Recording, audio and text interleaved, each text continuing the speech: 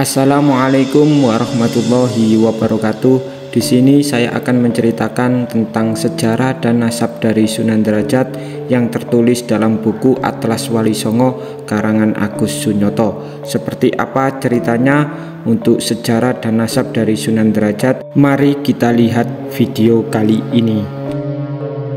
Sunan Derajat adalah putra Sunan Ampel dan adik dari Sunan Bonang. Sunan Derajat dikenal sebagai tokoh Wali Songo yang mengembangkan dakwah Islam melalui pendidikan akhlak bagi masyarakat. Sunan Derajat dikenal memiliki kepedulian yang sangat tinggi terhadap fakir dan miskin. Sunan Derajat mendidik masyarakat sekitar untuk memperhatikan nasib kaum fakir dan miskin, mengutamakan kesejahteraan umat, memiliki empati, etos kerja keras, kedermawanan, pengentasan kemiskinan, usaha menciptakan kemakmuran, solidaritas sosial, dan gotong royong. Sunan Derajat juga mengajarkan kepada masyarakat bagaimana teknik-teknik membuat rumah dan membuat tandu. Makam Sunan Derajat terletak di Desa Derajat, Kecamatan Paciran, Kabupaten Lamongan. Seperti makam Wali Songo yang lain, makam Sunan Derajat berada di dalam sebuah bangunan bertungkup yang dindingnya dihiasi oleh ukiran kayu yang sangat indah.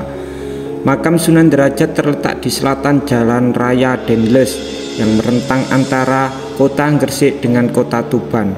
Tak jauh dari kota Kecamatan Paciran, dari kota Gresik maupun kota Lamongan. Kompleks makam Sunan Derajat dapat dicapai dalam waktu sekitar 30 menit. Dibandingkan dengan kakaknya yakni Sunan Bonang, tidak cukup banyak naskah historiografi yang mencatat kisah Sunan Derajat.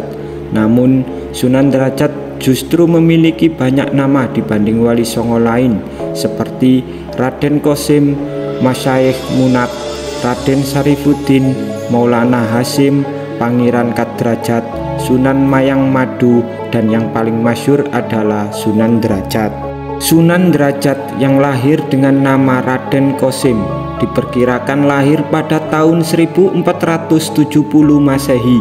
Sunan Derajat adalah putra bungsu Sunan Ampel dengan Nyi Ageng Manila. Menurut Babat Risaking Majapahit dan Babat Cirebon, Raden Kosim adalah adik Nyai Patima yang bergelar Gede Panyuran, Nyai Wilis alias Nyai Pengulu, Nyai Taluki yang bergelar Nyai Gede Maloka, dan Raden Mahdum Ibrahim yang bergelar Sunan Bonang. Ini berarti garis nasab Sunan Derajat sama dengan Sunan Bonang, yakni berdarah Campa, Samarkan, Jawa. Karena Sunan Ampel ayahandanya adalah putra Ibrahim Asfarakandi. Babat Cirebon, Babat Risaking Majapahit, dan Hikayat Hasanuddin menyebutkan bahwa Ibrahim As-Samarkandi adalah ayah Sunan Ampel, asalnya dari negeri Tulen, di mana menurut The Penguin Map of Europa pada tahun 1985, Tiulen adalah nama kepulauan di utara kota pelabuhan Shevchenko di tepi timur Laut Kaspia yang masuk wilayah Kazakhstan. Dengan demikian, nasab Raden Kosim adalah dari Tiulen di Kazakhstan dan Samarkan di Uzbekistan, Asia Tengah, yang berimigrasi ke Campa. Babat Tanah Jawi menyebutkan bahwa Sunan Ampel sebelum menikah dengan Nyai Ageng Manila menikah lebih dulu dengan Nyai Karima Putri Ki Bangkuning, yang dari pernikahan itu lahir Dewi Murtosia yang dinikahi oleh Sunan Giri, dan adiknya Dewi Murtosima yang dinikahi oleh Raden Patah. Itu berarti selain memiliki 4 saudara kandung, Raden Kosim memiliki 2 orang saudari lain dengan ibu. Babat Cirebon menyebutkan bahwa Sunan Ampel memiliki putra dan putri lain seperti Syekh Mahmud, Syekh Saban alias Ki Ranca, Nyai Mandura, dan Nyai Pia.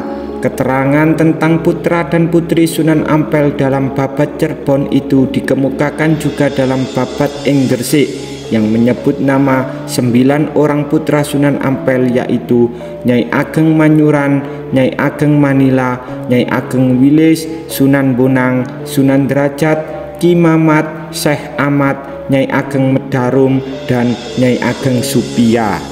Sebagaimana Sunan Bonang, oleh karena ibunya berasal dari keluarga Bupati Tuban, Raden Kosim dididik dalam lingkungan keluarga ibunya yang Jawa, sehingga pengetahuannya tentang ilmu, bahasa, seni, budaya, sastra, dan agama lebih dominan bercorak Jawa. Itu sebabnya seperti Sunan Bonang, kakaknya Sunan Derajat juga dikenal sangat pandai mengubah berbagai jenis tembang Jawa. Sejumlah tembang Macapat, Langgam, Pangkur diketahui telah diubah oleh Sunan Derajat. Sebagaimana Sunan Bonang yang awal sekali menuntut ilmu agama kepada ayahandanya sendiri, yakni Sunan Ampel, Raden Kosim juga menuntut ilmu agama kepada ayahandanya sendiri, yaitu Sunan Ampel. Lalu Sunan Ampel mengirimnya untuk belajar kepada Sunan Gunung Jati di Cirebon. Babat Cirebon menyebut Raden Kosim dengan nama Masyaikh Munat atau Pangeran Kadrajat. Dalam Babat Cirebon itu dikisahkan bahwa Raden Kosim alias Masyaikh Munat setelah berguru kepada Sunan Gunung Jati kemudian menikah dengan putrinya Dewi Sufia. Setelah menikahi Dewi Sufia, Raden Kosim tinggal di Kadrajat sehingga disebut Pangeran Kadrajat atau Pangeran Derajat. Dari pernikahan dengan Dewi Sufia, Raden Kosim dikaruniai 3 orang putra putri, yaitu Pangeran Rekyana alias Pangeran Tranggana, Pangeran Sandi, dan putri bungsu Dewi Wuryan. Selain menikah dengan Dewi Sufia, Raden Kosim menikah dengan Nyai Kemuning, putri Kiai Mayang Madu, dan kemudian menikah pula dengan Nyai Retno Ayu Chandra Sekar, putri Arya Wiranata Pada atau Arya Suryadilaga, Adipati Kediri. Kisah pernikahan Raden Kosim dengan putri Adipati Kediri kiranya berkaitan dengan sumber-sumber historiografi yang menyinggung keislaman Adipati Kediri beserta putrinya yang oleh Sir Thomas Stanford Raffles dalam The History of Java pada tahun 1965 disebutkan bahwasanya setelah memeluk agama Islam, Adipati Kediri itu beserta putrinya hilang dari Kadipaten. Babat Sangkala menandai hilangnya Adipati Kediri dan putrinya itu seiring dengan dikepungnya sisa terakhir kekuatan lama oleh orang-orang Islam.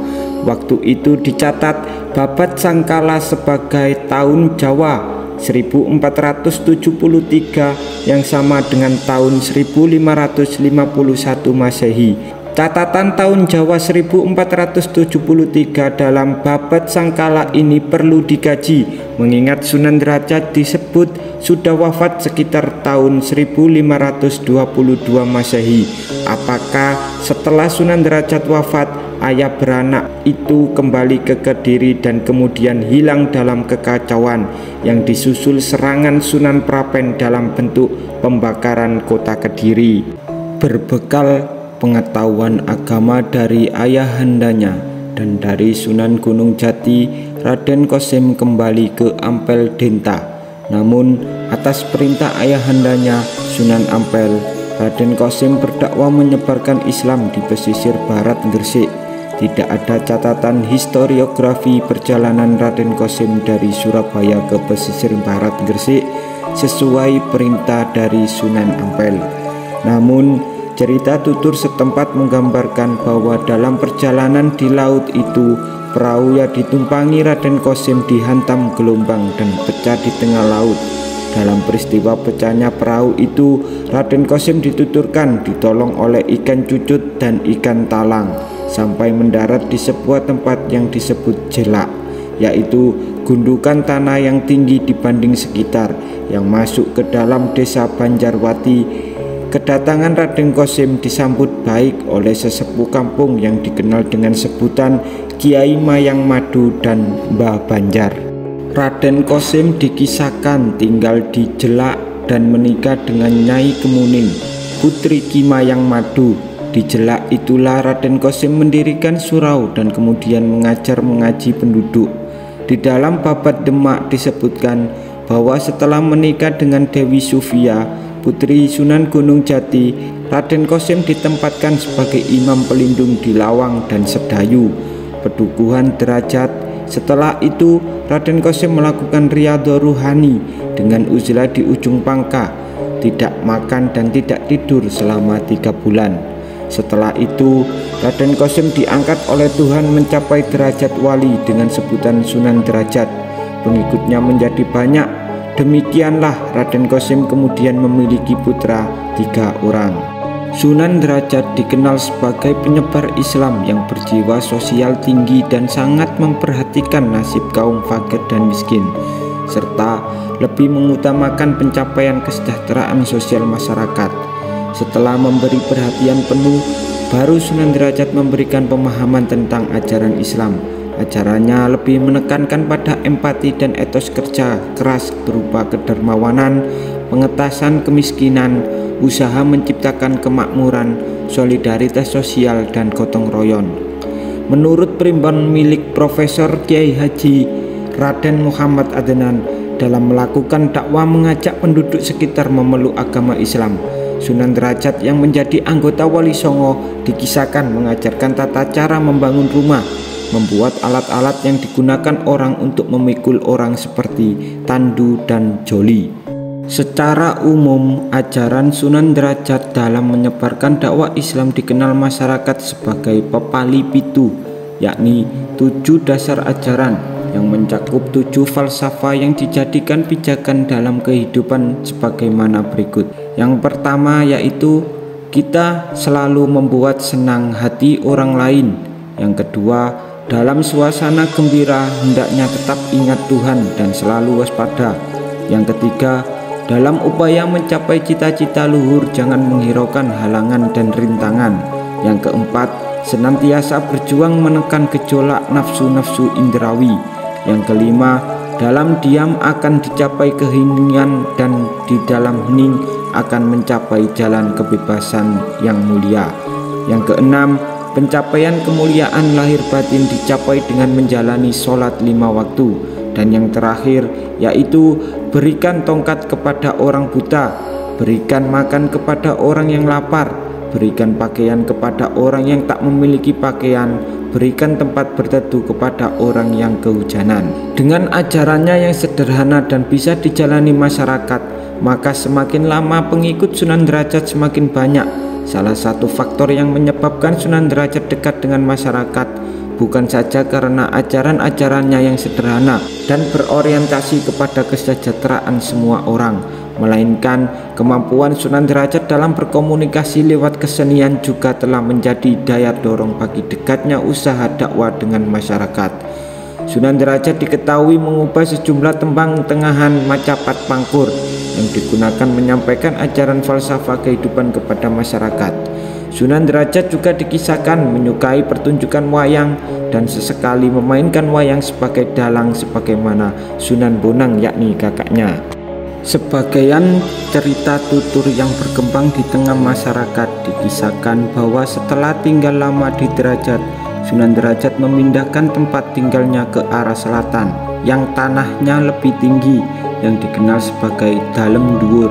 Di Dalem Dhuwur inilah Sunan Derajat tinggal di usia tua sampai wafatnya. Sejumlah peninggalan Sunan Derajat yang masih terpelihara sampai sekarang ini, salah satunya adalah seperangkat gamelan yang disebut Singo Mengkok dan beberapa benda seni lain.